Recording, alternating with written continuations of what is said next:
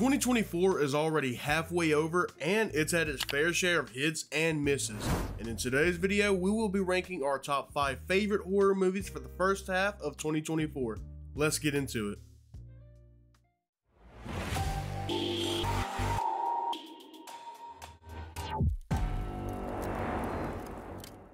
Welcome back, I'm Sippin, and today I'm joined with my boy Shay Rance. Shay, I appreciate you hopping on, dog. Yeah, thanks for having me. How's it going? So I'm doing good, man. Hope you're doing well. That's what I'm talking about! That's why he's the MVP! That's why he's the GOAT! The GOAT! And today we're going to be ranking the 5 best horror movies of the first half of 2024. So, let's get into it. Alright, so we're going to be doing this kind of like an NFL draft style. I'll give my 5th rank, he'll give his 5th rank. So, for me, my 5th place is going to have to go to Oddity.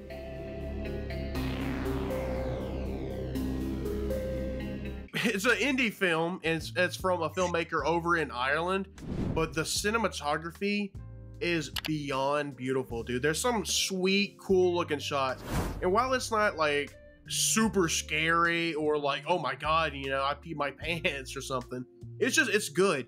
It's a really well made and really nice shot movie with some pretty unique twists. One of the twists is kind of obvious, but the second twist is really, it caught me off guard. It's going to be good. It's a fun watch. I do recommend it. They have some cool props. They have pretty good actors in it and actresses. So it's definitely a good watch in my opinion. That's my number 5. Well, I mean, my number 5, I haven't watched all yet. I won't lie, I haven't seen it yet. You gotta check it out. So, my number 5 goes to In a Violent Nature. I don't think it's the best, you know. I don't think it was like as it was hyped up to be, you know. It isn't like anywhere near a bloody masterpiece. It's an art house movie, like pretty much. It's just a dude walking through the woods. There's a few good kills in there, like, but besides from that, you know, it's not exactly the best, but it's nowhere near the worst I've seen. Yeah, I could agree. Like, for me, it's a little not the greatest. To me, it's more of like a walking simulator. It's just, I mean, yeah. It's like the parts in Friday the 13th that they don't show you. Exactly. And the actor, I believe his name was Rye Barrett. I know you interviewed him, so go check that out if you haven't seen that, by the way.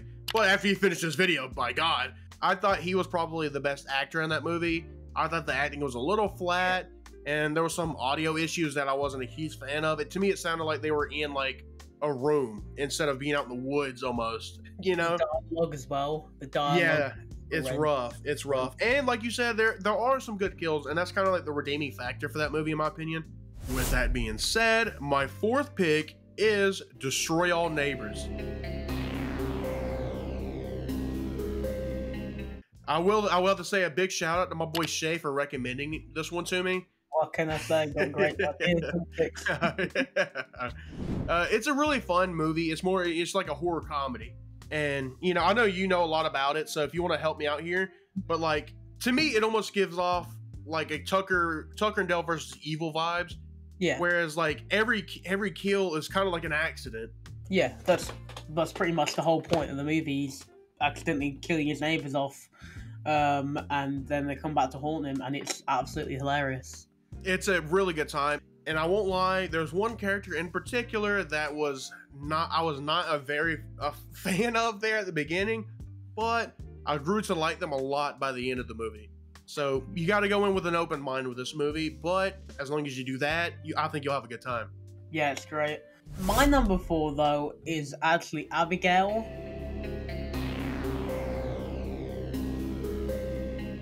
I thought this was, once again, similar to In a Violent Nature, a bit overhyped. I don't like how they pretty much show the entire twist in the trailers. Like, yeah. Like the whole twist of the movie is, spoiler alert, even though it was in the trailer, she's a vampire.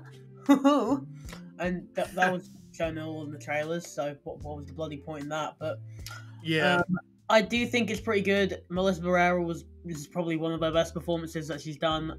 And overall, I do think it is a overall solid movie. It's got some good acting. I love Catherine Newton and anything she does, so, you know, it's a good film for me. I'm the same way. I'm always a huge fan of those movies where people just get picked off, you know? Yeah. And while they kind of screwed over with the trailers, that's a big thing I've noticed, by the way. Why do people? Yeah, the marketing teams of a lot of movies.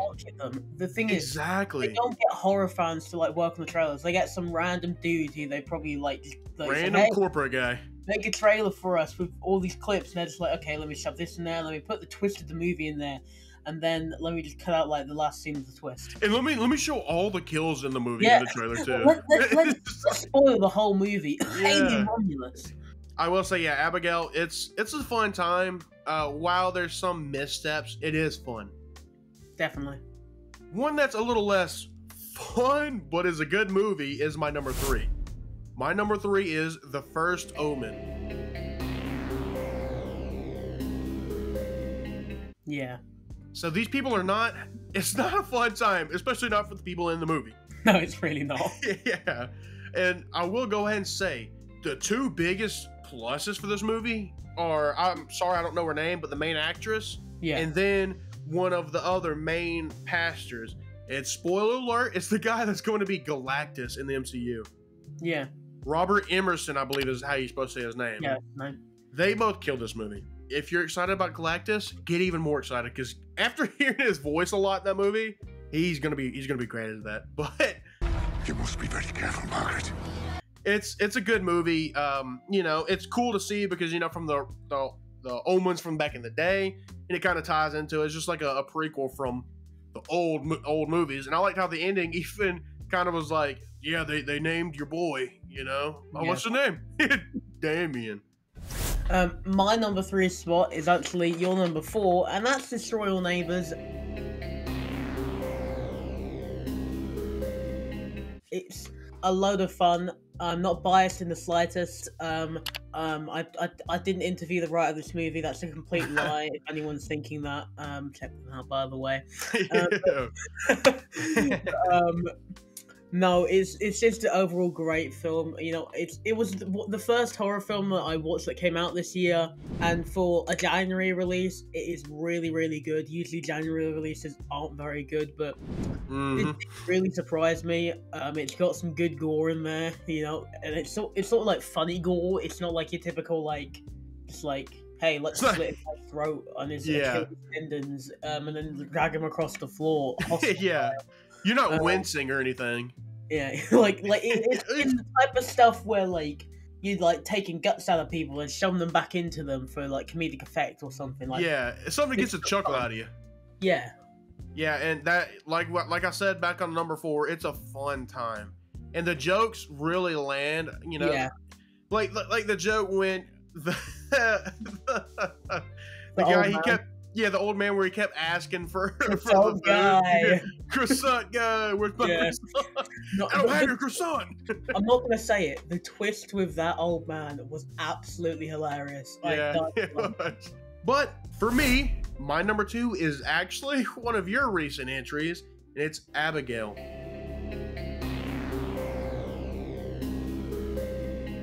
Now, I didn't like how they spoiled a lot of the stuff, but like you said, I loved a lot of the actors. Yeah. Catherine Newton, phenomenal. Melissa Barrera did great. You know, rest in peace to Angus Cloud. May he rest in peace. I thought he was great too. Yeah. And, you know, and Kevin Durant was great. Dan Stevens was great. You know, Giancarlo Esposito was in the movie. I mean, for all of 5 minutes, but he was there. And it was acted very well. There was some high budget names in this one, and it was pretty gory. It had a lot more blood than I thought it would.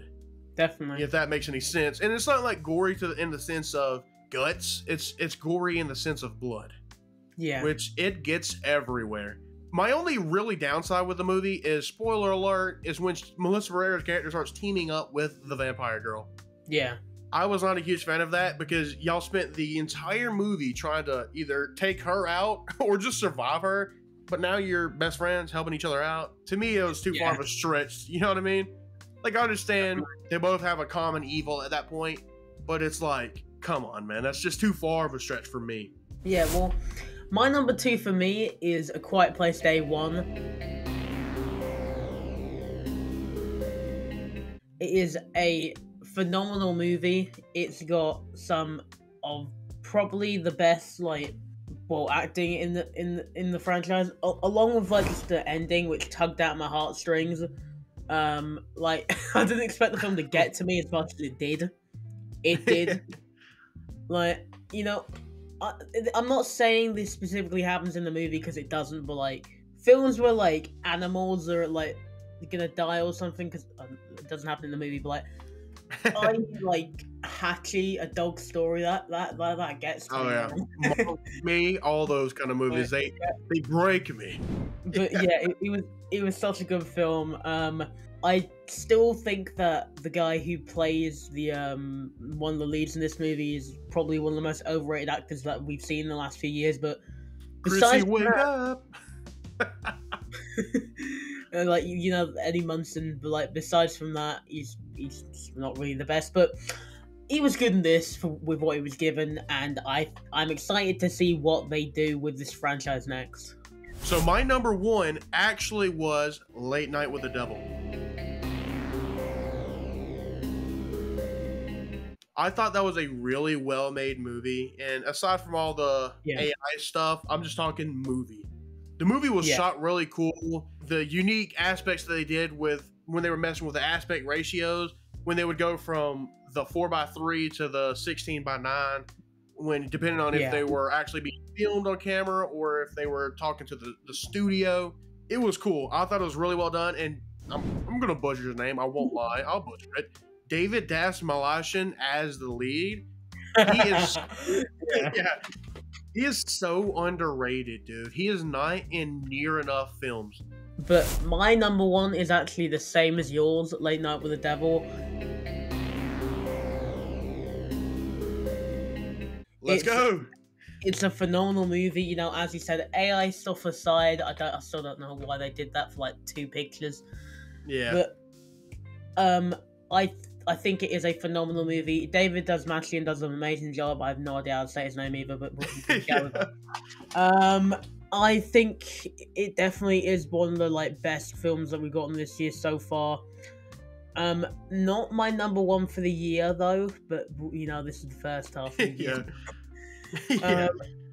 But I definitely think it's up there, and it's got some good gore, surprisingly, some hilarious scenes as well, along with just some pretty good twists and turns in there.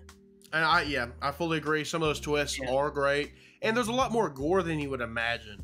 Definitely.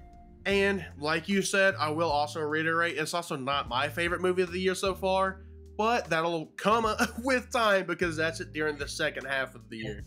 So, and I won't lie, you know, the first half of this year wasn't the best, but there are a lot of good hidden gems along the way, and I think we nailed, and I think we nailed it with getting some of those, and especially the smaller ones like Destroy All Neighbors and Oddity and whatnot. It's so hard for a movie their size to compete with a movie with a budget of in the millions. You know what I'm saying? So it's nice to show praise to these smaller teams that really put in the effort to make a really fun and enjoyable watch. Because at the end of the day, you don't need a budget to make a great movie. So, but with that being said, I appreciate you guys. Thanks for my boy Shay being here. Of course, anytime. Speaking of, if you haven't subbed to him already, what are you doing, dude? Go sub to my boy. Yeah. He'll be in the description down below. Also, I'm going to drop his Destroy All Neighbors writer interview. So might as well check that out, dude. But as always, I appreciate you and your time. Stay chill, and I will see you next time. We got to make sure that setting stays the same.